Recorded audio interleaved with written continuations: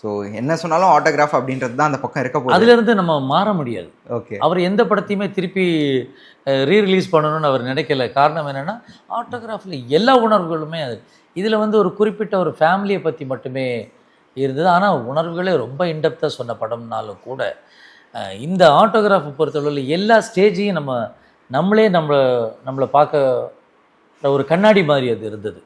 So அதனால் என்னை பொறுத்தளவில் ஆட்டோகிராஃப் எவர் green movie autograph. Okay sir, nice. நான் அடுத்து என்ன படங்கள் சொன்னாலும் நீங்கள் ஆட்டோகிராஃப் அப்படின்றது தான் ஒரே பதிலாக உங்ககிட்ட இருந்து இருக்க போகுது. ஸோ அதனால் இந்த கேமை நம்ம இங்கேயே முடிச்சுக்கலாம் அப்படின்னு நினைக்கிறேன். ஸோ லாஸ்ட்டாக ஃபைனலாக ஒன்று சார்.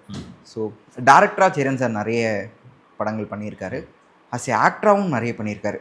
அவரே வந்து ஹீரோவாக நடித்து டேரக்டும் பண்ணியிருக்காரு. இது இல்லாமல் நிறைய படங்களில் ஹீரோவாக மட்டுமே நடிச்சிருக்காரு. உதாரணத்துக்கு வந்து பார்த்தீங்கன்னா யுத்தம் செய் சொல்லலாம், அதுக்கப்புறம் வந்து ராமன் தேடிய சீதை, இந்த மாதிரி சொல்லிட்டே போகலாம். அதில் உங்களுக்கு ரொம்ப பிடிச்ச படம்னா என்ன சொல்லுவீங்க? அதுலேயும் ஆட்டோகிராஃப். அதுலேயும் ஆட்டோகிராஃப். நடிகராகவும் ஆட்டோகிராஃப் தான், இயக்குனராகவும் ஆட்டோகிராஃப். ஏன்னா யுத்தம் செய்யலாம் வந்து அது வேறு மாதிரியான ஒரு ஜானர். அது எனக்கு அவர் செட் ஆகலையோன்னு எனக்கு தோணுச்சு.